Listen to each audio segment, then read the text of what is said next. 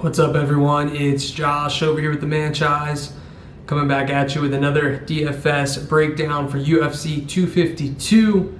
Daniel Cormier versus Stipe Miocic 3. It's the trilogy fight. These guys split. Of course, Cormier winning the first time around, Miocic winning the rematch, and now we're going to figure out who the greatest heavyweight of all time is. At least that's how the UFC is marketing this fight. I think if Stipe wins, he'll probably go down as one of the greatest, at least in UFC. You have Fedor that you could argue as well. As you can see, man, just a quick shout out to the Philadelphia Flyers. First seed in the Eastern Conference for the upcoming Stanley Cup playoffs, but this is a video on MMA, so we got a lot to go over. Just to recap last weekend, it was a little bit of a weird weekend, man. I think only two underdogs won, Andrew Sanchez and Tim Means. Tim Means was, barely an underdog. That fight was basically a pick'em. Didn't do so well, I gotta be honest. I did have exposure to Means in quite a few tournaments, but I didn't have a ton of exposure to Andrew Sanchez, and he was in the optimal lineup. With that being said, our boy Al Casey was robbed in the first fight of the night. I told you he was a live dog. I don't know how the judges scored that one for Rivera. Al Casey outstruck him. They both had 2 takedowns, and Al Casey actually had a couple submission attempts. But either way, that's what happens in the UFC when you let it go to the judges. We're going to get right back on track this weekend, man. We're in a little bit of a drought, which is a shame because my punt plays didn't come through for us last weekend. But really, none of the cheap options did. So those optimal lineups had a lot of your mid-tier fighters. Andrew Sanchez was really the card buster. This weekend, though, we're going to switch things up for this card. We're going to actually start with the top of the card with the main event, and then we're going to work our way down. Figure, hey, if we switch it up here, maybe it'll give us a little bit more luck, at least for DFS. As far as betting outright, I've been pretty solid. So anyway, we'll get right into the main event, which of course is the heavyweight championship bout between Stipe Miocic and Daniel Cormier, going 5 rounds. I don't know if it's going to last all 5, I'll tell you that. Of course, these guys we've already touched on and fought each other within their past 2 fights. Cormier won the first fight by knockout. Stipe then won the second fight by knockout. That fight took place, it's almost been a year, 11 months ago. Before that, Stipe Miocic was on a nice little win streak, man. He had some victories over guys like Alistair Overeem, Junior Dos Santos, Francis Ngannou. He's really just been a staple in the heavyweight division. For Cormier, he fought at light heavyweight previously. Outside of those losses to John Jones, he's basically beat all of the competition that the UFC has paired him up with. Notable victories over Volkan Oezdemir, Derek Lewis, and of course Stipe. Both these guys have a wrestling background. I will say, going into the first time that these two fought each other, I really thought that Daniel Cormier would have trouble with Stipe when it comes to striking, especially with Stipe's height and reach advantage. I mean, Stipe is 6'4" and has an 80-inch reach. Cormier is only 5'11" with a 72.5-inch reach. And in that first fight, Cormier was able to close the distance. He was able to really do some work in the clinch and landed that big overhand right. Of course, Stipe said it was a fluke.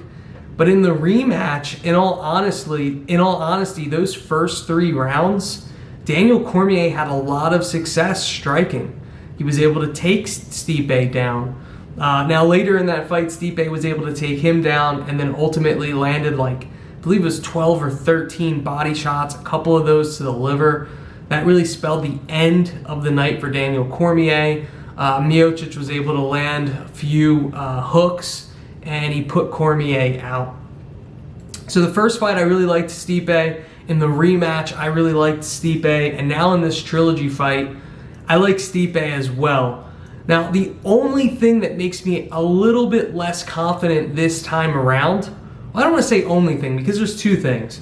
So the first thing that's important to point out is this fight is taking place in the Apex, and with a smaller cage, I feel like that gives a huge advantage to Daniel Cormier, who has excelled in the clinch and is ultimately the better wrestler. I know both these guys have wrestling backgrounds, but Cormier has like Olympian level wrestling credentials. So I think that really helps Cormier in this fight. He's even pointed that out. The other thing is Cormier could really focus on a training camp this time around. Not to say that he didn't have a training camp the last two times he fought Miocic, but Cormier was just a busy guy, man. He was commentating for the UFC. He had some injury problems. According to him, he's now healthy. And one of those injuries was a back injury, which definitely has an impact on not only mobility, but certainly on your wrestling technique as well. So those two things do make this matchup a little bit more interesting the third time around. I like Miocic. I'm going to pull up the odds. From a betting perspective, Stipe Miocic at this point is a slight underdog. And you can get him plus 105 or just 1-to-1 odds, depending on which sportbook you're using. And I like that bet. Just because Cormier's 41 years old, he's not getting any younger. And Stipe is the much bigger guy. And as long as he can prevent the takedowns, he should win this fight. I mean, both of these guys have been finished in the octagon, but it would really take a clean shot to the chin or behind the ear for Cormier to put out Stipe, whereas on the flip side, Stipe can really pick apart Cormier. He can definitely finish him with one significant strike, but he can also, kill him with 1,000 stabs, right? And that's kind of what he did the last time these two fought. So I like Stipe in this one. From a betting perspective, when it comes to DFS, it's no surprise these odds are super close. So we have your 8,200, 8,000 matchup here. Miocic coming in at $8,200 and Cormier coming in at $8,000. And I think this is a fight that you want to have exposure to in your lineups. Whether you're playing cash or GPP tournament style, you definitely want to get some of either Miocic or Cormier. And because their price points are so similar, it's a good idea to have a little bit exposure of both. I would expect the optimal lineup, almost guarantee you the optimal lineup will have one of these fighters. I like Cormier maybe a little bit more than Miocic when it comes to DFS. And the two reasons for that is one, he's just a little bit cheaper of a salary. And then number two, if this fight goes the distance, I feel as though and let's talk about this, because this fight will probably end in a finish. It will probably end in a finish. And as long as it ends in a finish within those first 3 rounds, it really doesn't matter which guy that you have as long as you're on the right side of it. But let's say it does go the distance. If it goes the distance, I think Cormier has the potential to put up more points. And if it goes the distance, that's probably because Cormier utilizes his wrestling and is able to take down Stipe Miocic. If you're playing in DraftKings, where they really favor grapplers, you get a lot of points for takedowns and advances, then, having Cormier in your lineup, even if he doesn't get a finish, he could put up a ton of points in a 5-round fight. I want to go over some stats real quickly. Stipe Miocic, 4.95 strikes landed per minute, 52% striking accuracy, 3.69 strikes absorbed. For Cormier, 4.25 significant strikes landed per minute, 52% striking accuracy, 2.75 strikes absorbed per minute. So their striking numbers are very similar. When it comes to grappling, their grappling numbers are pretty similar too. Stipe Miocic, 2.2 takedowns per 15 minutes with a 37% takedown accuracy and a pretty solid 73% takedown defense. For Cormier, 1.95 takedowns per 15 minutes, 44% takedown accuracy, and 77% takedown defense. So, these numbers don't really give us enough. I don't see, there's no outliers there. I'm not seeing a significant number, and I really don't need to rely on the numbers for this one because I've already seen these guys fight twice. So to sum things up here, I like Miocic from a betting perspective. From a DFS perspective, I like both of these fighters. I'm going to have exposure to both of them. I guess the last thing that I want to touch on here is, would it be a good idea to stack this fight? And in my opinion, it wouldn't be. One, because this fight is most likely going to end in a finish, which ultimately means one of the fighters isn't going to put up a ton of points. Number two, stacking heavyweights is just never a good idea because you don't typically see enough output to warrant it. Right? It's not like a Volkanovski versus Holloway fight where both guys are going to land 120 significant strikes. So you're looking at 50, 60 points even with a loss. You're not going to get that here. I mean, I'm looking at Cormier. I mean, he did land 181 significant strikes in their last fight, which is crazy. I didn't know the number was that high. So he put up 102 fantasy points despite the loss. That is just crazy to me. In their first fight, he had 113 points, of course, with that knockout in round one. When it comes to Stipe Miocic, their first time they fought, he only put up 17 fantasy points. So that's what I'm talking about, only 24 significant strikes. Second time around, 123 significant strikes, 117 fantasy points. So though Cormier's fared well in both fights, I still wouldn't stack this fight. I would stay away from it. All right, we're going to move on to the co-main event here, which is taking place in the bantamweight 135-pound division. We have the Sugar Show, Sean O'Malley, facing Marlon Chito Vera, and a lot of people are looking at this fight as really the first legitimate step up in competition for Sean O'Malley, which I agree with. It's certainly a step up in competition for Sean O'Malley, but has anyone really paid attention to who Marlon Vera has fought? Because really outside of his last fight against Song Yadong, I mean, I guess you could argue Andre Ewell's is, a legit UFC fighter and potentially better than anyone Sean O'Malley's faced. But I think this is a step up in competition for Chito Vera as well. Sean O'Malley, of course, we know is 12-0. That's his professional record. He's 4-0 in the UFC thus far. Decision win against Terrion Ware. Decision win against Andre Sukumtov. And then 2 vicious knockouts, one against Jose Alberto Quinones and the other against Eddie Wineland, which just happened 2 months ago. For Marlon Vera, he's coming off of a loss, and that was crazy. I mean, I'm surprised it wasn't a split decision loss or a split decision victory against Song Yadong. I mean, that fight really could have gone either way, and that fight took place about 2 months ago. Before that, he had a knockout victory over Andre Ewell, submission victory against Noeline Hernandez, knockout over Frankie Saenz, submission over Guido Canetti. So, I mean, I believe this guy is 5-1 in the UFC. Let me just pull up his numbers. I could be wrong on that. All right, so he has 1, 2, 3, 4. So he's 4-1 in the UFC. So in this fight, one of the things that I want to talk about, which you can really talk about in every Sean O'Malley fight, is Sean O'Malley is going to have a striking advantage. Chito Vera is not a bad striker, but he's not as technical, nor does he have the same amount of power as Sean O'Malley. Now, we've seen Chito Vera finish fighters in the UFC. He finished Andre Ewell. He finished Frankie Saenz. I wouldn't expect him to finish Sean O'Malley in this one. If there's going to be a finish in this fight, I think it's going to be O'Malley finishing Chito Vera.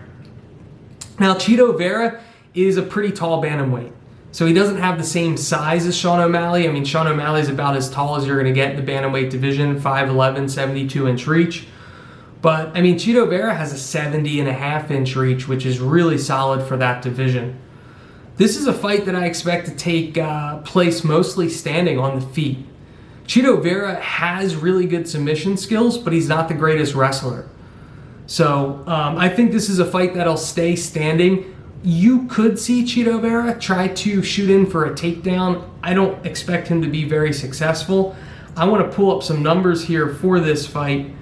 Sean O'Malley's takedown defense is 61%. It's not great, but you have to remember that number is skewed because he fought Andrei Sukumtov with a broken foot, and that was the fight that he was really kind of taken down in repetitively. Outside of that, he's been solid at defending the takedowns.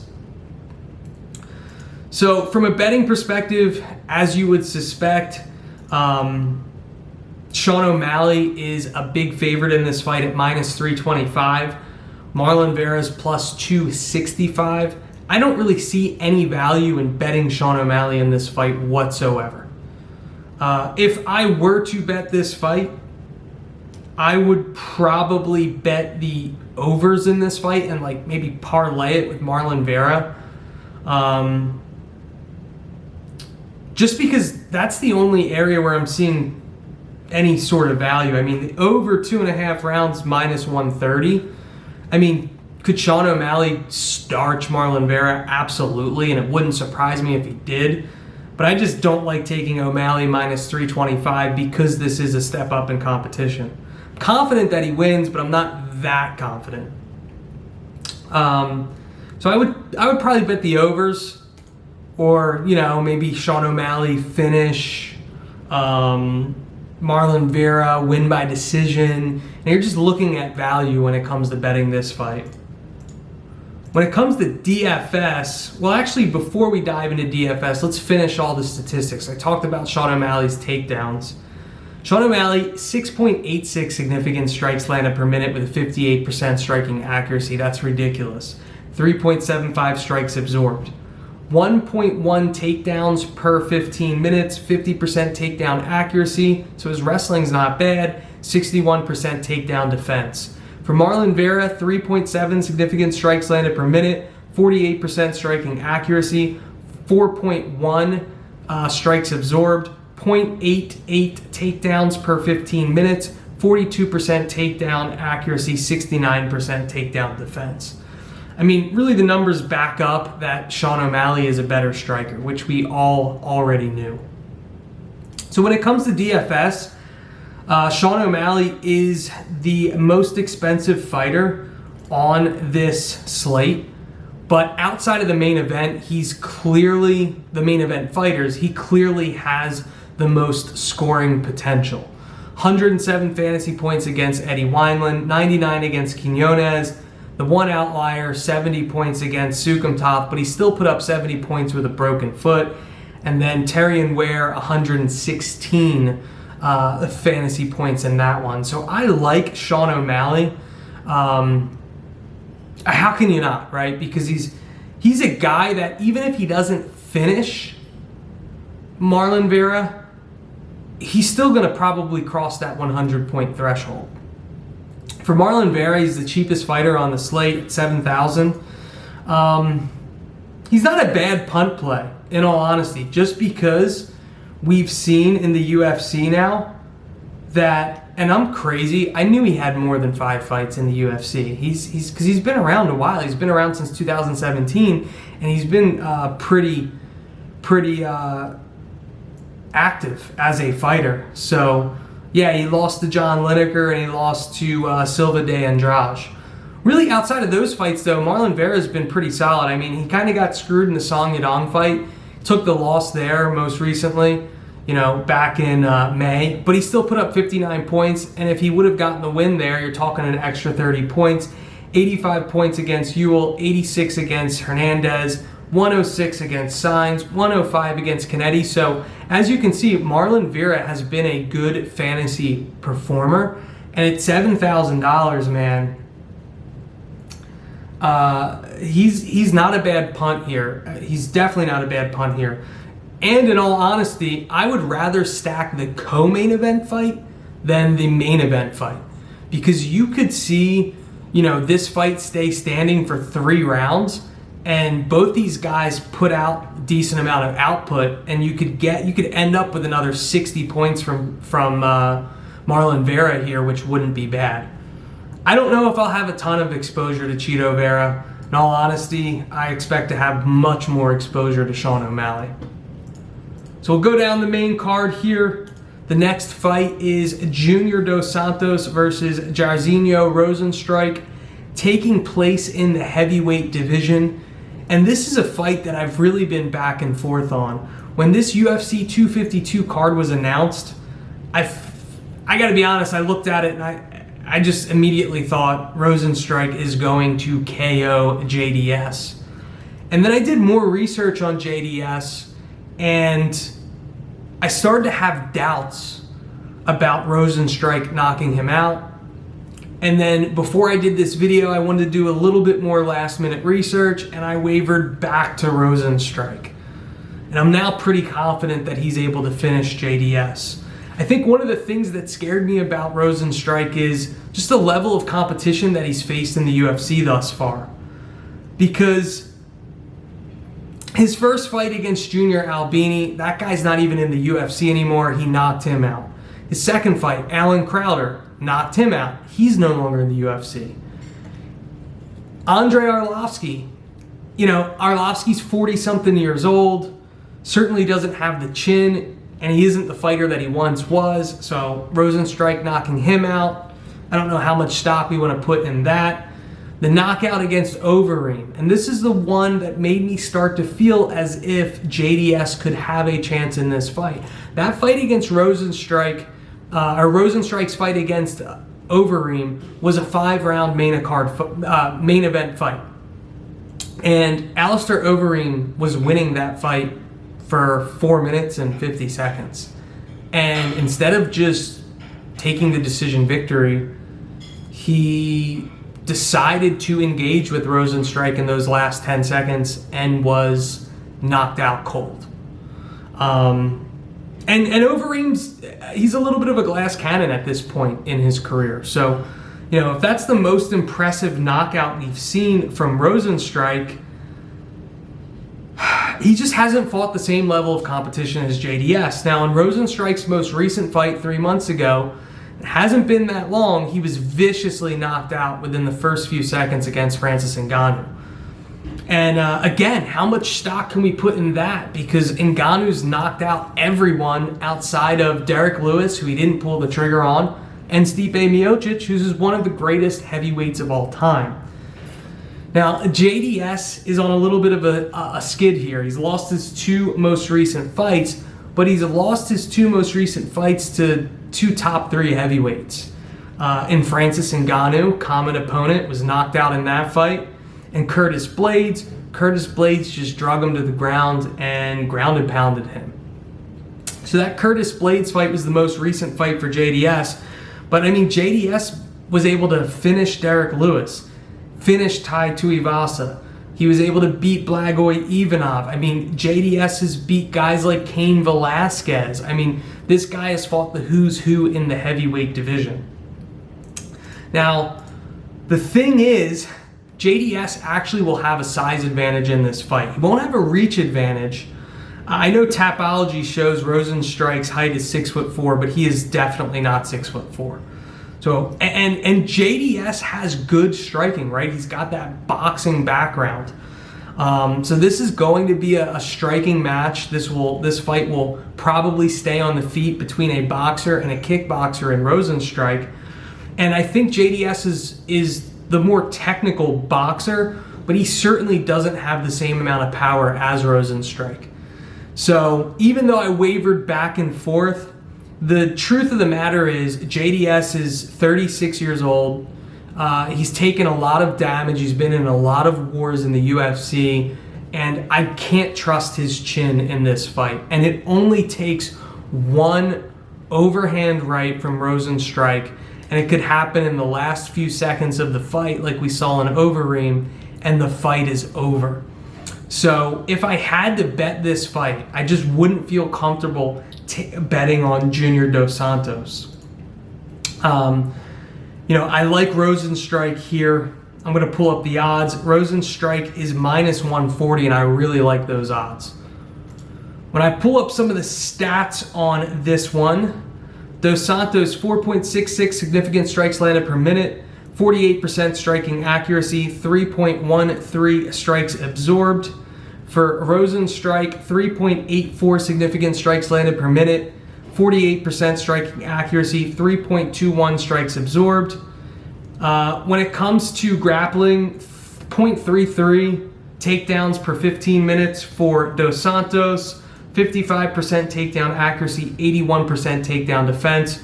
For Rosenstrike, he's never even taken a fight to the ground in the UFC, but he does have 75% takedown defense. So, DFS, how am I looking at this one? Well, Rosenstrike is pretty cheap here at 8,400. And with that finishing potential and power that he has, I really like him here at 8,400. Outside of the loss to Ngannou, where he was finished right away and only put up 3 fantasy points, the guy's been a lock for anywhere from 95 to 105 fantasy points. 95 against Overeem, 103 against Arlovsky, 102 against Crowder, 95 against Albini. So that's the type of fighter that I want to target in GPPs, especially at an 8,400 price point. For JDS, because I was back and forth on this fight, and if I'm looking to diversify my lineups, I think I'll still have a little bit exposure to him. But, you know, those last 2 fights, 4 points against Blaze, 2 points against Ngannou, you know, he was finished early in those fights, and it could happen again with Rosenstrike. So I'll have a little bit of Dos Santos exposure just to diversify things. And I mean, we've seen in fights where he's able to finish guys like Derek Lewis and Tuivasa, he can put up 90 to 100 points, but I just don't know if I see it in this one. The only thing that I will say is Rosenstrike is making a quick turnaround. It's only been 3 months since he was knocked out viciously by Ngannou. So is it possible JDS is able to finish him? Yes, but I'm leaning Rosenstrike, and I will definitely have a lot of exposure to Rosenstrike in my DFS lineups. All right, so the next fight on the card here, main card that is John Dodson versus Merab Dvalishvili. This fight is taking place in the bantamweight division. John Dodson's been a staple in the UFC. Fought at 125, now fighting at 135. He is one of the smallest bantamweights on the roster, but he's still a tough opponent. Merab Dvalishvili is on a nice little 4-fight win streak with victories over Terrion Ware, Brad Katona, Casey Kenny, and most recently, about 2 months ago, versus Gustavo Lopez. The last time Dvalishvili took a loss was 2 years ago to Ricky Simone, and I want to talk about that loss. But before we do that, let's just take a look at the 5 most recent fights for John Dodson. He knocked out Nathaniel Wood 5 months ago, and that was a pretty big upset. We've seen Nathaniel Wood is a stud. He's a prospect that the UFC is really trying to hype up here, and Dodson, basically said, hey man, I'm no longer a gatekeeper. I'm someone that can still contend for the title. Before that fight, he lost to Peter Yan, who's now the belt holder, and Jimmy Rivera, who is a tough guy, and that one went the distance. He also had a split decision victory against Pedro Munoz, and he lost a split decision to Marlon Moraes. It's another one that really could have gone either way. The thing about this fight is Dvalishvili is known for his wrestling, right? Like, he wants to take the fight down to the ground. And when he has trouble doing that, he has trouble winning the fights. And he had trouble doing that against Ricky Simone. And I know that fight took place 2 years ago, but Ricky Simone was actually able to out-grapple him and grabbed that neck and choked him out with a guillotine. I don't know if we'll see that here with John Dodson, but what I can tell you, and we're going to go over the stats, is John Dodson has good takedown defense. being a smaller fighter, you've seen his opponents try to take him to the mat, figuring it would be an easy takedown, and Dodson is usually able to stuff those takedowns. If this fight stays standing, which I expect it to do, I think Dodson has a huge advantage here. Though he's 3 inches shorter, he only has a 2-inch reach disadvantage, but he's so much quicker than Balashivli. And I think he's got more power in his hands than Balashivli as well. We're going to pull up some stats for this fight. For John Dodson, 3.3 significant strikes landed per minute, 41% striking accuracy, 3.59 strikes absorbed. For Balashivli, 4 strikes landed per minute, 39% accuracy, 2 strikes absorbed. So they're pretty close when it comes to striking. For grappling, this is where we're going to see a pretty big difference, right? John Dodson, 0.76 takedowns per 15, 28% takedown accuracy, and 80% takedown defense. And that's the number that I'm really focusing on. For Balashivli, 8.67 takedowns per 15 minutes. Those numbers are incredible. 50% takedown accuracy, 80% takedown defense himself. These guys both have good takedown defense, man. Now, when it comes to betting this fight, as you could guess, I like John Dodson at plus 190. Now, Dodson opened up as a plus 155 underdog, and money rushed in on Balashivli. And I think one of the reasons why is because Balashivli has looked so dominant in his most recent fights. But is that because Balashivli has evolved and taken a step up with his skills? Or is that more a result of having some opponents that just happen to be really good matchups for Balashivli? And I think it's a combination of both, but more so just the opponents that Balashivli has fought recently. He hasn't fought anyone near John Dodson's level, I'll tell you that. So I really like John Dodson plus 190 here. I think he's probably one of my favorite underdogs on this card. So if I'm betting this fight, give me Dodson. I think this fight is likely to go the distance, but if there is a finish in this fight, mark my words, it will be a knockout or TKO of John Dodson. John Dodson finishing Balashivli. Balashivli, we've seen him be finished once in the UFC. Now, it was by a choke by Ricky Simone. He's never been knocked out, but it could happen. Not likely, could happen though. When it comes to DFS, I like Dodson at his price point here at 7,500. He's not a guy that puts up a ton of fantasy points because he's not a high output fighter. So, when he knocked out Nathaniel Wood, he put up 75 points, but that was solid for, you paid 7,600 for Dodson at the time. So if he can get 75 points here, he's someone worth having in your lineup because he's going to pay up to that 7,500 price point. When fights go to a decision with Dodson, this is what scares me. 35 fantasy points, 21 fantasy points, 68 fantasy points, 42 fantasy points. It's just not enough output to win a GPP. For cash, he's fine. For GPPs, not a huge fan. For Balashivli, it's the exact opposite. For cash, I'm not paying up 8,700 salary for a guy that I don't even think is going to win. But in GPPs, let's say he does have some success and is able to ragdoll Dodson. It could happen. In DraftKings, those takedowns are going to lead to a ton of points. And Balashivli has had 25 takedowns in his last 2 fights. 13 against Gustavo Lopez and 12 against Casey Kenny. So, Balashivli had 174 fantasy points in his last fight. I was all over him on that card.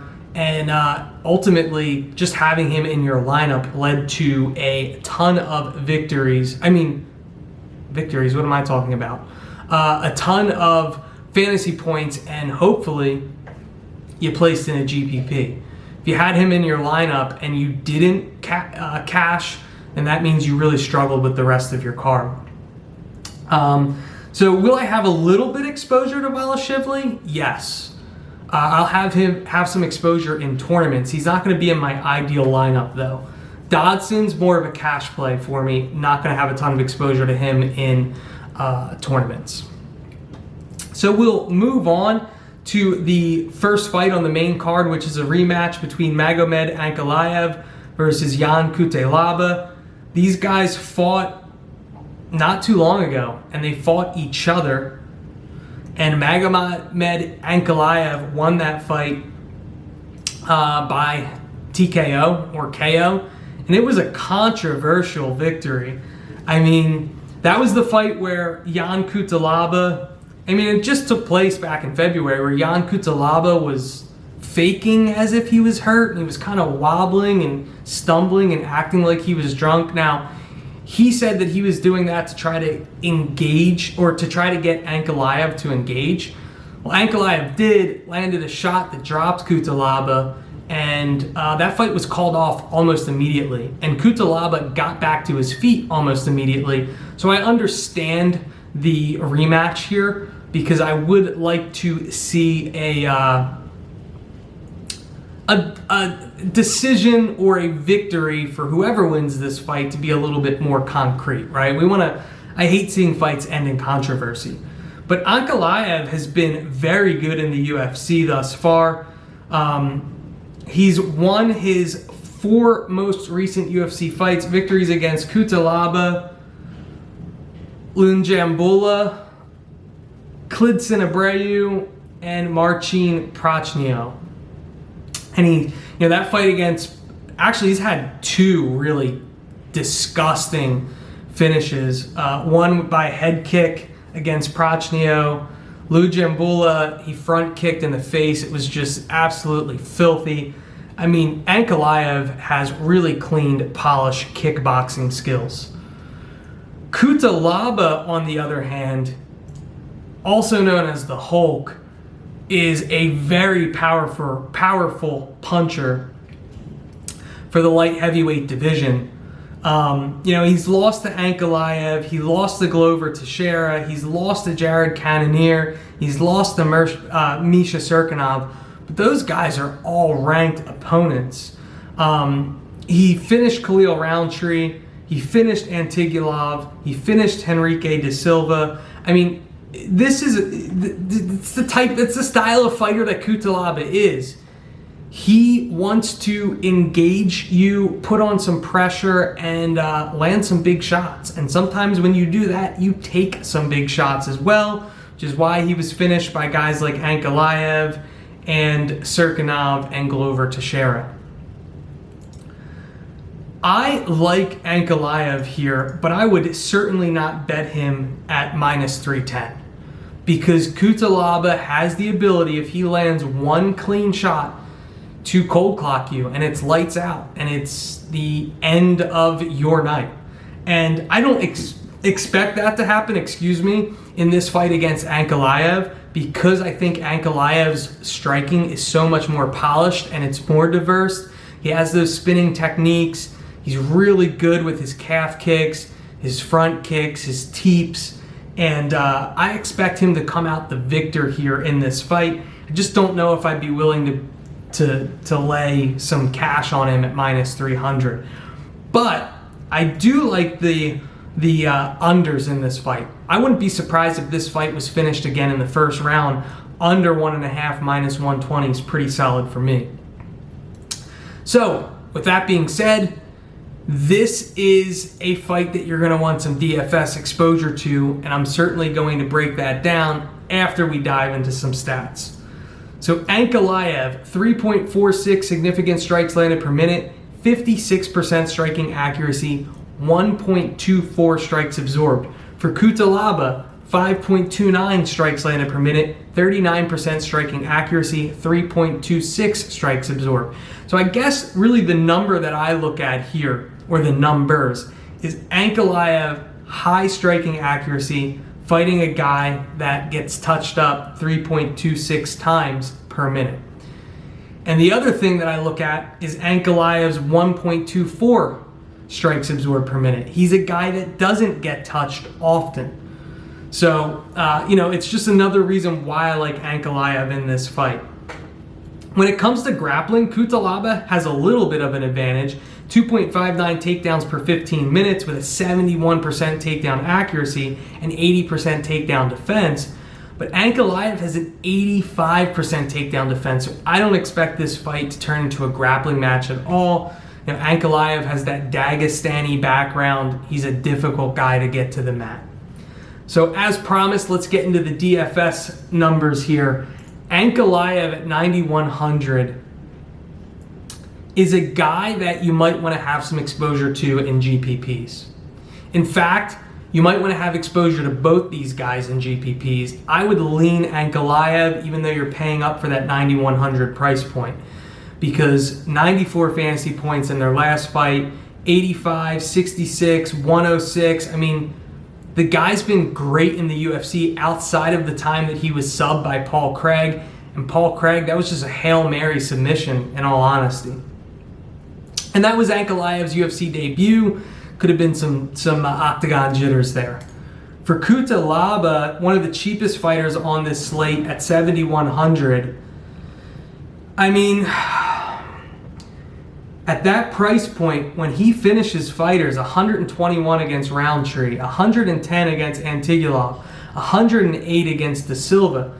The scary thing is, though, when he gets finished, can happen early, like we saw in his last fight. 3 points, 40 points against Teixeira, 15 points against Serkinov. So he's your classic boom or bust, but if you're playing in GPPs, he's a guy that you can throw in there at 7,100, and he's a guy that can win you that GPP, right? Like if he gets that finish, man, 100 points potentially for a guy that's only 7,100 is someone that you want to target.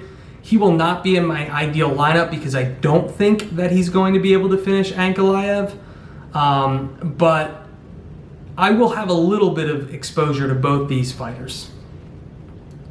So we'll move on to the featured prelim, which is a match between Jim Miller and Vince Pichel, which is taking place in the lightweight division, 155 pounds. Both these guys are older fighters and UFC veterans at this point.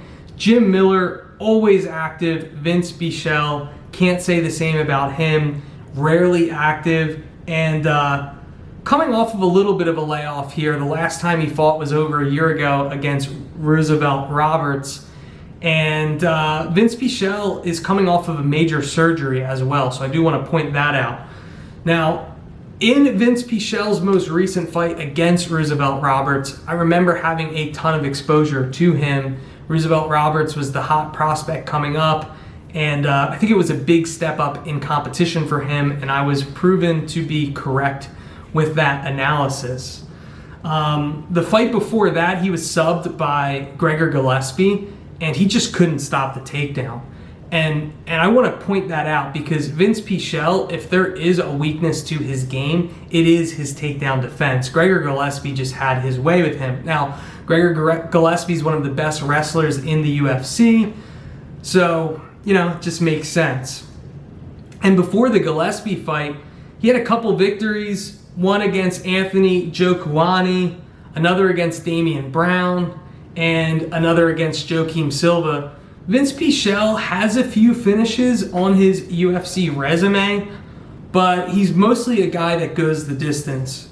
For Jim Miller, common opponent, he fought Roosevelt Roberts about a month and a half ago, and he subbed him with an armbar.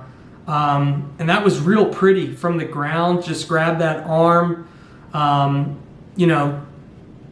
basically got him in a triangle position and then set up the armbar. Was really impressive. Before that fight, he lost to Scott Holtzman. That one went the distance. He subbed Clay Guida. He subbed Jason Gonzalez, and he lost to Charles Oliveira, and that really started the ascension for Charles Oliveira. Jim Miller just has more experience than Vince Pichel, and the thing is, I don't have any confidence that Vince Pichel is going to prevent takedowns, because Jim Miller is a pretty good wrestler and he's got great submission skills. He's just a savvy veteran at this point in his UFC career. So the grappling and submission or jiu-jitsu advantage that Jim Miller has, plus Vince Pichel now being on a layoff of over a year and coming off of a major surgery, makes me really like Jim Miller in this fight. And if I look at the odds, Jim Miller is plus 105, which is crazy to me because this fight opened as a pick'em. I really like Jim Miller in this fight. Wouldn't be surprised if he was able to sub Pichel here. I want to open up some of the stats for this one. Jim Miller, 2.81 strikes landed per minute, 40% striking accuracy, 3 strikes absorbed, 59% striking defense, whatever that means. 3.29 strikes absorbed. Strikes landed for Vince Pichel. 45% striking accuracy, 2.55 strikes absorbed for Vince Pichel. When it comes to grappling, this is where we're going to see a little bit of a difference here. Jim Miller, 1.68 takedowns per 15 minutes, 41% takedown accuracy, only 46% takedown defense. For Vince Pichel, 4 takedowns per 15 minutes, 60% takedown accuracy, really good numbers. But this is the startling one for me, 22% takedown defense. So a guy like Jim Miller, who's got a takedown accuracy of over 40%, going up against a guy that has a 22% takedown defense, that scares me. I know Vince Pichel has some grappling skills as well, but when it comes to that takedown defense, I just can't get over it. So I really like Jim Miller in this spot. Looking at things from a DFS perspective, Jim Miller is 8,300 and Vince Pichel is 7,900. I am going to certainly have exposure to Jim Miller, and that's because of those submission finish victories that he's had, and he has some upside there. 94 points against Roberts, 91 against Guida, 106 against Gonzalez.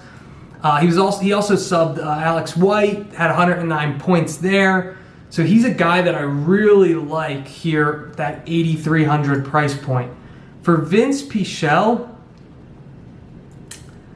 really what it comes down to is he going to be able to out-grapple Jim Miller? Now, I don't think so, but we've seen fights, for example, against Roosevelt Roberts. He took him down 3 times. He took down Whiteley 8 times. He took down Njokuani 8 times. And when he has those takedowns, he's able to put up a lot of points. 98, 123, 116.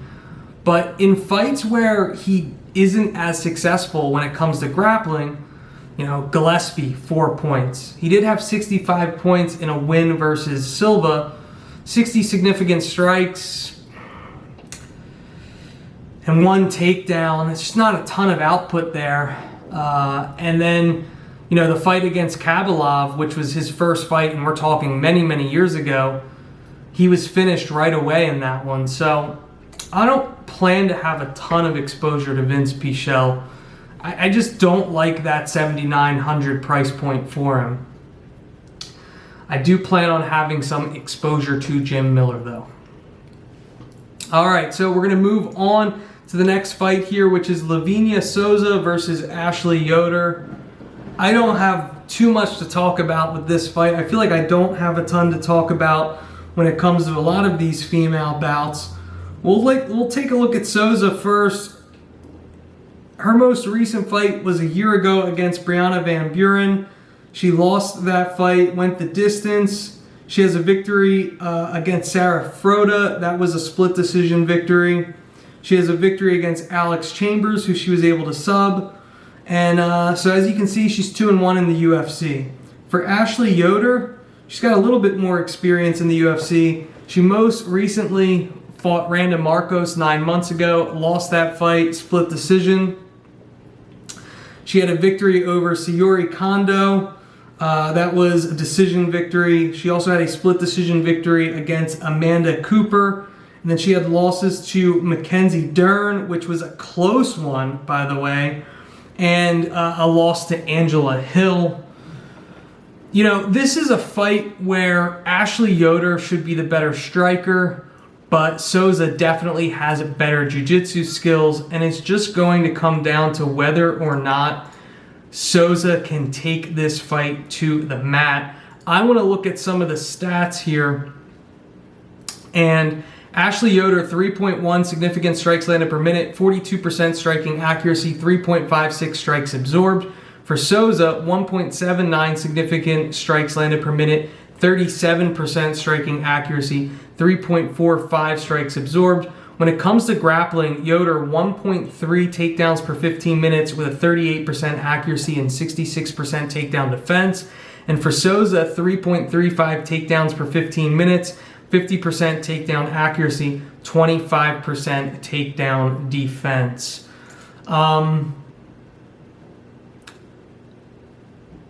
Betting perspective, I am not betting this fight. I'm not touching this fight. Yoder's plus 140, Souza's minus 160. I can see this fight going either way, so I guess there's a little bit of value on Yoder there. If you want to better, be my guest. I will say two things on this fight. Yoder has a 4-inch height advantage and a 3.5-inch reach advantage. So that should help her if she's able to keep distance when it comes to striking and hopefully stuff some inevitable takedown attempts from Souza. And the other thing is that 66% takedown defense from Ashley Yoder is pretty solid. And we really saw that in the Mackenzie Dern fight. I mean, I would say Dern is a much tougher fighter than Souza. And the fact that she went the distance with Dern and even won a round and 2 rounds in one of the judges' eyes, I think that bids well for Yoder in this fight. So I guess I'll lean Yoder, but I'm not too confident in that. For DFS, I'm just staying away from this one. Souza's 8,600. I have no idea why, especially coming off that loss against Van Buren, who's one of the smallest fighters in the 115-pound division, strawweight division, that is. 22 fantasy points against Van Buren, 68 against Froda, 106 against Chambers. You know, that was her submission victory. For Yoder, you know, not a lot of output for her. 46 against Marcos, 97 against Kondo, 65 against Cooper, 36 against Dern, 31 against Hill. You know, she's not someone that I want to throw in any of my lineups. Really, neither of these fighters are, so I'm going to stay away from this fight altogether. I don't plan on having any exposure. I guess the last thing that I want to say here is Ashley Yoder has faced tougher competition, and I feel like that matters a lot for this, you know, female strawweight fight. And for that reason, I give the nod to Yoder, but again, not super confident with that pick. All right, so we're moving on to the next fight here, which is Herbert Burns versus Daniel Pineda. That fight is taking place in the featherweight division. We'll start off with Herbert Burns here. He's been on a nice little tear with a victory, submission victory on the Contender Series, a knockout over Nate Landwehr, and then 2 months ago, he was able to sub Evan Dunham. So he's been on a nice little finishing streak. For Daniel Pineda, he's been on a nice little tear himself.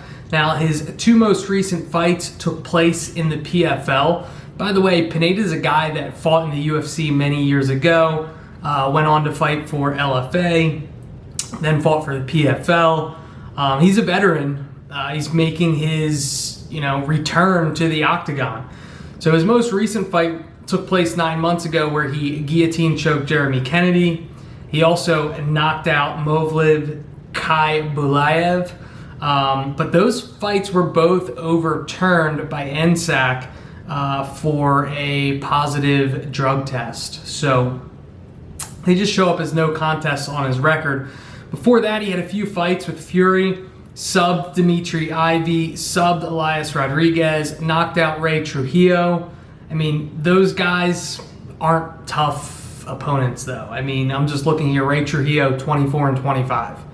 Elias Rodriguez, 5-0. Dimitri Ivy, 8-5. So, it's just a different level of competition, but he did fight. Jeremy Kennedy was a former UFC fighter. Kai Bulayev was 14-0-1 at the time that he fought Pineda. So this is a guy that's fought UFC level competition and has been pretty successful. I guess when I look at this fight, one of the things that I really just pay attention to is I don't see anywhere that Daniel Pineda is better than Herbert Burns. Herbert Burns is one of the best jiu-jitsu, him and his brother Gilbert, some of the best submission guys in the UFC. Their jiu-jitsu is just insane. And Herbert Burns has shown that his game has come a long way when it's come to striking. Herbert Burns also has a little bit of an advantage when it comes to size. He's a guy that's fought at 155 before. He's 5'9", and he has a 74-inch reach. He's just built pretty solid for that featherweight division. For Pineda, he's only 5'7", 70-inch reach. If I hadn't seen Herbert Burns' most recent performances, I would give the striking edge to Pineda, but those last couple of fights have really quelled any concerns that one may have with Herbert Burns striking, because not only does it look crisp, he's landing with some significant power. And I don't know what the Burns brothers have been doing recently in their training camps, but those guys are just ascending in the UFC, and they look like contenders. Gilbert Burns is a contender. He's going to get the next title shot, and if Herbert Burns keeps it up the way that he's been fighting recently, I wouldn't be surprised if a couple more fights he's not fighting for a belt as well. Go to the odds here. Herbert Burns is minus 290, makes total sense. Daniel Pineda is plus 245. I want to pull up some stats too, because I can get some, since now I don't know how significant these stats will be, because these stats are quite old on Daniel Pineda, but 2.99 strikes landed per minute for Pineda, 43% striking accuracy, 2.51 strikes absorbed. For Herbert Burns, 2.60 strikes landed per minute, 44% striking accuracy, 3.67 strikes absorbed. And then this is where we're going to see a massive difference is in the grappling. Herbert Burns, one of the best grapplers in MMA, 4.59 takedowns per 15 minutes, 100% takedown accuracy, 100% takedown defense. For Pineda, 1.46 takedowns per 15 minutes, 25% takedown accuracy, 48% takedown defense. So I really expect this fight to go one way, and that is it's going to start striking, standing. Herbert Burns is going to close the distance. He's going to secure a takedown, and he's going to submit Daniel Pineda, and I wouldn't be surprised if that happened in the first round. Of all these other fights where you're talking about crazy odds, like Sean O'Malley minus 325, Magomed Ankalaev minus 310, the fight that I'm really comfortable with that minus 290, minus 300 odds would be Herbert Burns. You definitely have to risk some money to take him, but I don't think it's that risky of a bet. I really expect Herbert Burns to finish Daniel Pineda here. When it comes to DFS, Herbert Burns is priced pretty reasonably at 8,900. Considering the fact that he's had 2 UFC fights and both fights he had finishes in and he scored over 100 points, I feel like you just have to dial him up in your lineup again. So I will have a ton of Herbert Burns exposure. For Daniel Pineda, he's 7,300. And, when I look at his fantasy points that he scored, again, I got to go all the way back to 2014, and he's a completely different fighter now than he was then. If he has performances like he had against Jeremy Kennedy in the PFL and Kai Bulayev, those are finishes. He's going to rack up points. I don't see it against Burns here, who's proven to be pretty durable. In fact, I just want to pull up Burns' resume. He's never been finished. So he lost to Kai Bulayev in one, so they do have a common opponent there. He also lost to Idrisov in one as well. But both of those just went the distance. They were both decision losses. So I'm not too concerned about Burns getting finished here, and I just think he's so much of a better grappler, and his jiu-jitsu skills are the best, and he's one of the best jiu-jitsu fighters in the world, so I really like him here. I expect to have a ton of exposure to Herbert Burns, not a ton of exposure to Daniel Pineda. So we'll move on to the next fight here, and this fight is a fight between Felice Herrig and Virna Jandiroba. And of course, that fight is taking place in the strawweight division. Virna Jandiroba, she is making her third UFC appearance. She lost in her UFC debut to Carla Esparza, where she was really out-grappled and couldn't come up with a submission there. And in her most recent fight 8 months ago, she took on Mallory Martin and was able to sub her. Virna Jandiroba has really good Brazilian Jiu-Jitsu skills. I mean, she's a professional record of 15-1 and a lot of submission victories on her resume. For Felice Herrig, she has not fought in close to 2 years. Her most recent fight was against Michelle Waterson. That fight went the distance. She lost that one. And she also lost a split decision fight to Karolina Kowalkiewicz. And that was a close one, back and forth. And, Felice Herrig had some moments there with the grappling. I mean, she's a strong girl, but she lost when it came to striking, really is what it came down to. Before that fight, she had a split decision victory against Courtney Casey, a decision victory over Justine Kish, and a decision victory against Alexa Grasso, who was a hot prospect and undefeated at the time. That was a pretty big upset, but again, that was 3.5 years ago. The concern here for me is Felice Herrig hasn't fought in 2 years. And I'm not a big fan of betting on fighters that haven't been active. Now, she has a reason as to why she was inactive, and it was because she had some injuries, and she needed to take some time off to heal up, which, sometimes it's warranted, and in this case, I feel as though it is. Felice Herrig has only been finished once in her career, and that was all the way back in 2014 when she lost an exhibition bout against Randa Marcos and was subbed by armbar. I mean, it's scary because Virna Jandiroba has very slick jiu-jitsu skills and could certainly sub her. She has that jiu-jitsu advantage, but she's got to get the fight to the ground. And will she be able to do that against Felice Herrig, who has a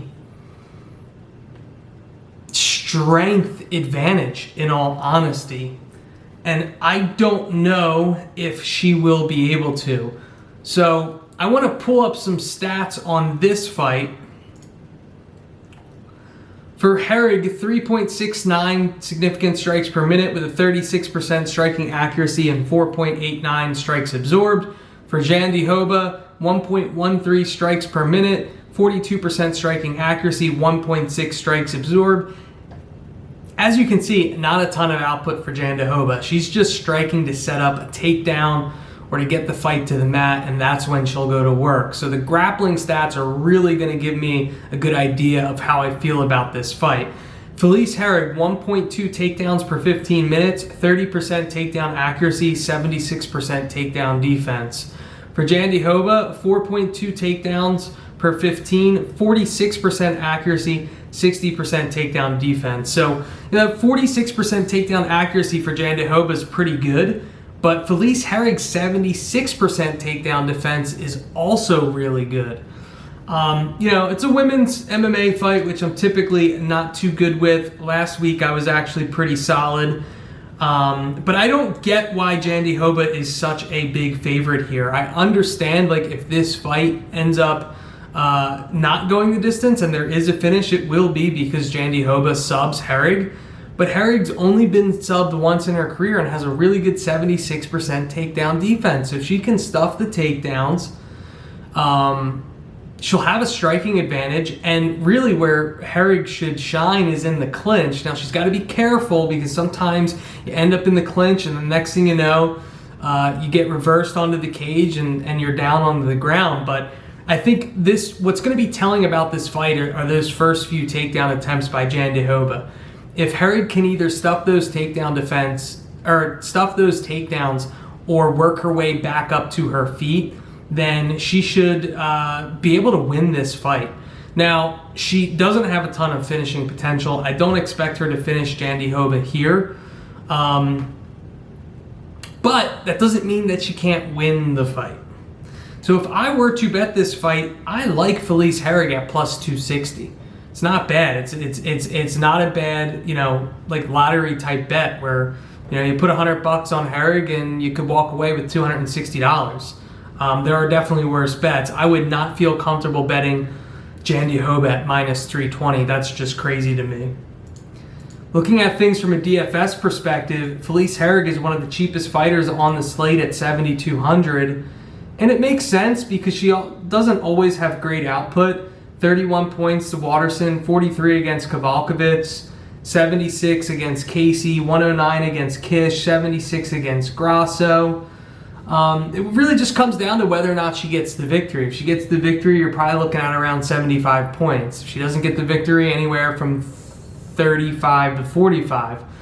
The good thing is because she doesn't get finished often, I'm not seeing too many stinkers here, which is good for GPPs, and you need a punt play. She's not going to kill your card if she takes a loss. She could still get you 30 to 40 points,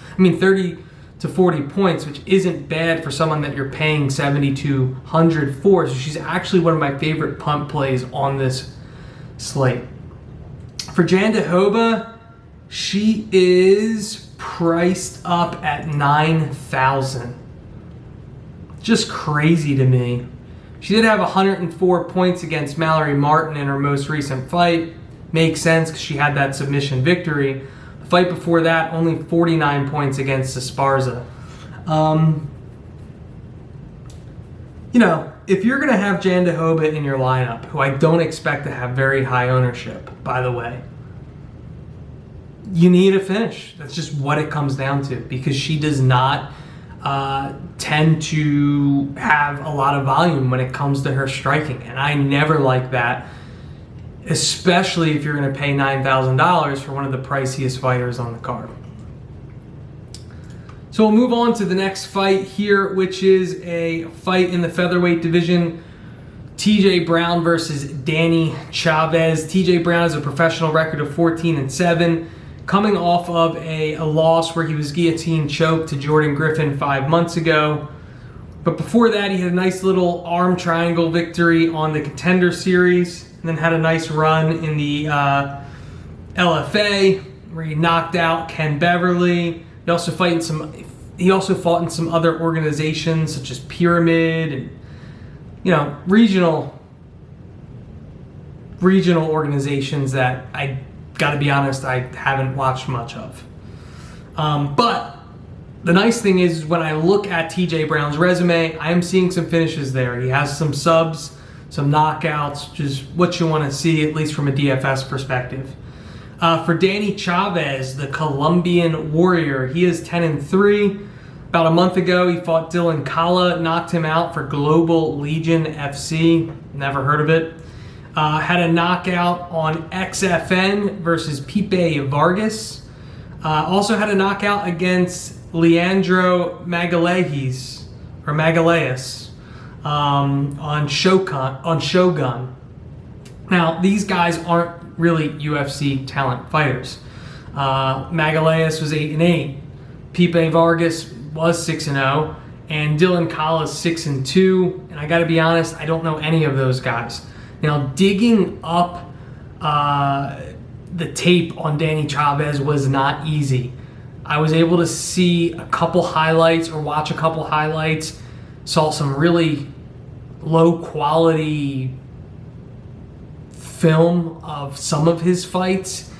But from what I saw, he looks like a solid featherweight. He's got decent striking. He's pretty strong, has some finishing potential.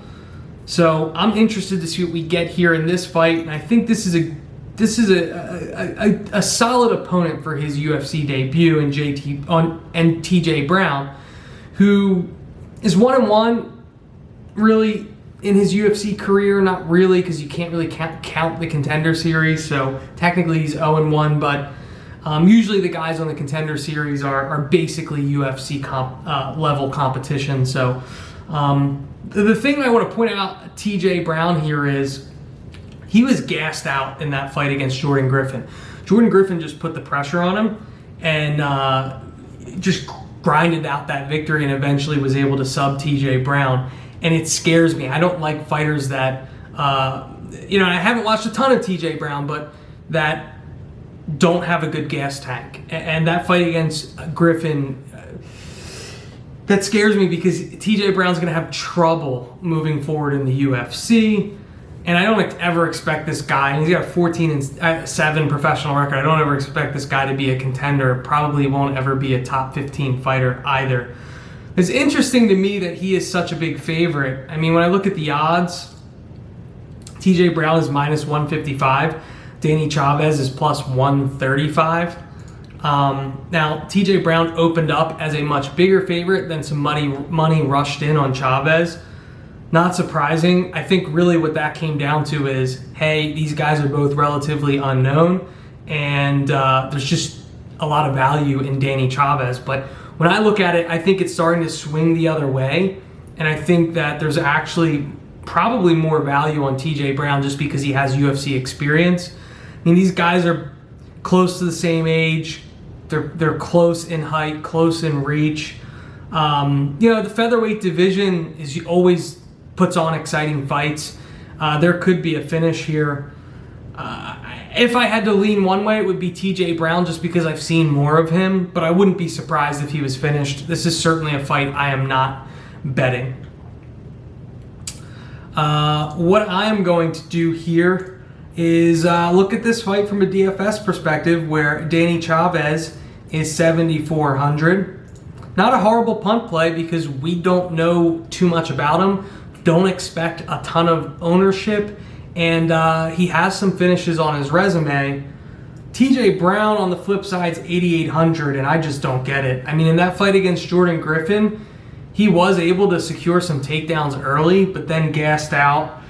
Put up 63 fantasy points, mostly a result of those takedowns. But again, if he starts to wither after the first round and falls apart at the seams, then you gotta you have to like Danny Chavez there. But just from DFS, I mean, if I'm paying 8,700 for TJ Brown, like, I'm expecting a finish, and I don't see that. Vegas doesn't see it. The way the odds have shifted, the public doesn't see it, and I just don't expect to have any exposure to TJ Brown. Very little exposure to Danny Chavez as well. Maybe he's a GPP guy that you can throw in as a punt play. So we will head to the first fight of the night, which is a fight that's taking place in the heavyweight division. Christopher Daukaus versus Parker Porter. Both these guys are making their UFC debuts, and they both have a little bit of regional experience, but have been successful in those promotions. We'll start with Christopher Daukaus, who is 8-3, fought for CFFC. His most recent fight against Danny Holmes about a year ago, he knocked him out. Danny Holmes, 4-4 professional record. He lost to Azuna Anyanwu, who I believe actually has a UFC fight. He was knocked out in that fight. That guy has a record of 14-5. Before that, victory over Edwin Smart, 2-1. Joshua Marsh, 3-3. Plino Cruz, 8-7. So you can see the level of competition that Christopher Daukaus has faced, and it is not very good. For Parker Porter, His most recent fight took place over in CES. He beat Dearlay Broenstrup, who had a record of 16-7. He knocked him out.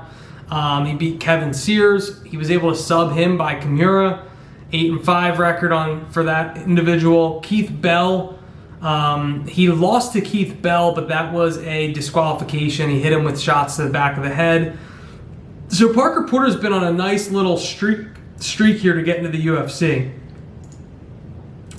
Finishes over Ja Dudley, finish over Eric Bedard, but neither of these guys have really faced tough competition. Now, I know a little bit more about CES MMA. I think it's a better promotion than CFFC, but this one's a toss-up in my opinion. It's a heavyweight fight, and both these guys have a ton of finishes on their resume, so I expect to finish here.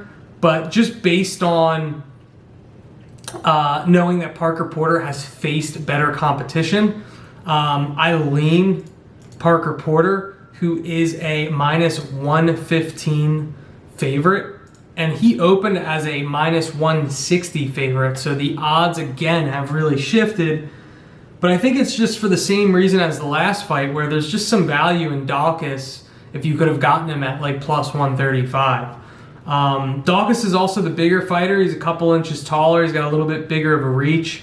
Now, I was able to get really good footage on Parker Porter.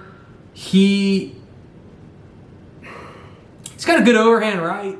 I mean, he's your typical heavyweight, right? Like, he doesn't have the cleanest boxing. He fought Gabriel Gonzaga back in the day. He lost that fight, but the fact that he went rounds with Gonzaga is pretty impressive.